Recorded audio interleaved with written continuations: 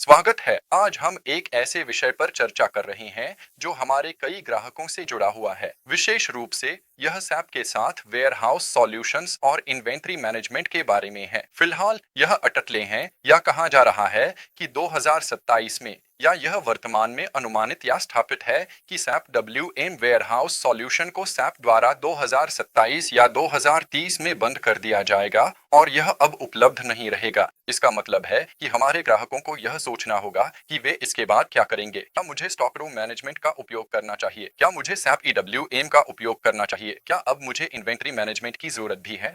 आखिरी विकल्प हमारे किसी भी ग्राहक के लिए विचार करने योग्य नहीं होना चाहिए, क्योंकि अगर उन्हें पहले इन्वेंट्री मैनेजमेंट की जरूरत थी तो भविष्य में भी इसकी जरूरत रहेगी। लेकिन जब बात एमएमआईएम की आती है, हमारे लोकेशन मैनेजमेंट की, जहां सारी इन्वेंट्री ईआरपी साइट पर ट्रैक की जाती है, तो इसे हम कभी भी नजरअंदाज नहीं कर सकते।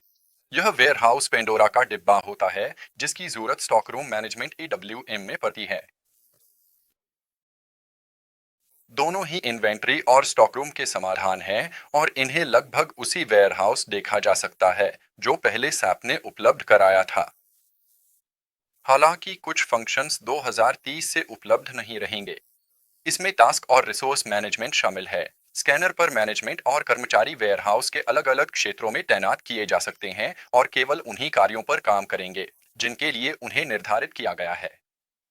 स्टॉक रूम मैनेजमेंट के साथ अब डिसेंट्रलाइज्ड वेयरहाउस का प्रबंधन करना नहीं होगा और न ही यार्ड का प्रबंधन या क्रॉस डॉकिंग का उपयोग करना होगा।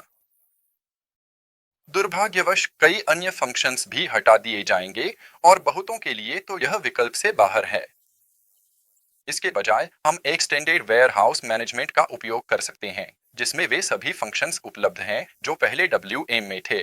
साथ ही कई नई सुविधाएं भी जो स्वचालित उपयोग की अनुमति देती हैं। हालांकि यह भी अक्सर समाधान नहीं होता क्योंकि ईडब्ल्यूएम बहुत जटिल है। इसका मतलब है कि भविष्य में जब हम ईडब्ल्यूएम का उपयोग करें तो हमें यह सोचना होगा कि इसे कैसे सरल बनाया जा सकता है।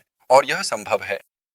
यह भी संभव है, खासकर क्योंकि इसके एम्बेडेड वेरिएंट्स उपलब्ध हैं।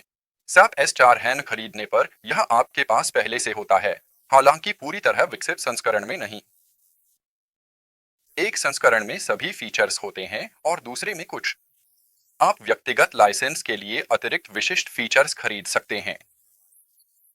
हालांकि बुनियादी कार्यक्षमताएं काफी व्यापक हैं।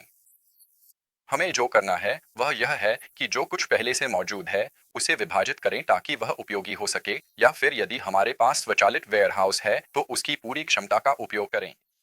आज के लिए इस विषय पर इतना ही।